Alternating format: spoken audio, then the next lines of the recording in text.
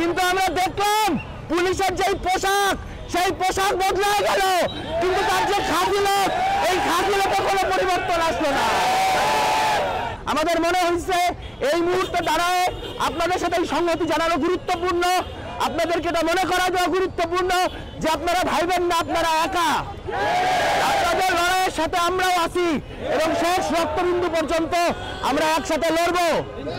যতদিন পর্যন্ত বাংলাদেশ বৈষম্য মুক্ত না হবে ততদিন পর্যন্ত ৭১ এবং ২৪-এর চেতনাকে নিয়ে আমরা সেই লড়াই চালা যাব। আমরা আশা করছিলাম যে অভ্যুত্থানের পরে আমরা এমন একটা সরকার পাবো যারা আর মানুষের ন্যায্য আন্দোলনে লাঠির বাড়ি মারবে না। আমরা দেখলাম আজকে সারা দেশে কি হচ্ছে। এই ঢাকা বিশ্ববিদ্যালয় ক্যাম্পাসের ভিতরে শিক্ষার্থীদেরকে কিছুদিন আগে পুলিশ ঠিক একইভাবে নিপীড়ন করছে। তার আগে পুলিশের উপস্থিতিতে আপনার এনসিটিভির কার্যালয়ের সামনে আমাদের যে আদিবাসী পাহাড়ি ভাই বোন তাদের উপরে একইভাবে নির্যাতন হয়েছে।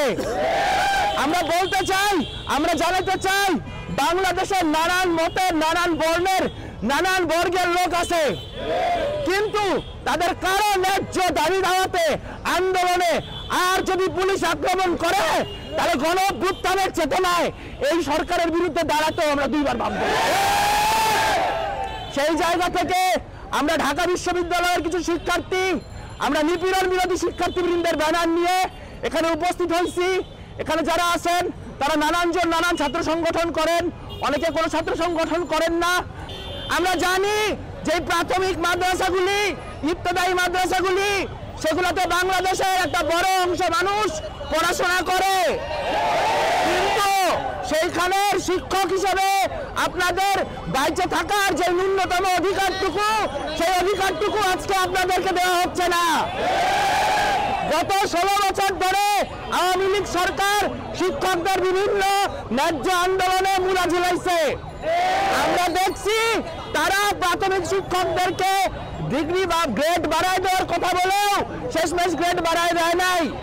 তারা বারবার নানান রকম ছলচাতুরি করছে। সেইটা আজকে আপনাদের সাথেও গত 16 বছর ধরে হয়ে আসতেছে।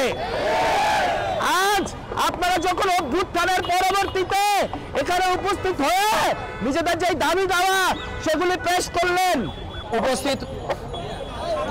উপস্থিত আলেমগণ, আমাদের মুরব্বী তুল্য আপনারা, শিক্ষক আপনারা আজকে ঢাকা বিশ্ববিদ্যালয়ে এসেছিলেন। এই এলাকায় দাঁড়ায় আপনারা আপনাদের যে দাবি সেই দাবি আপনারা তুলে ধরছিলেন। আমরা আপনাদের কাছে সবাইকে সংগ্রামী শুভেচ্ছা।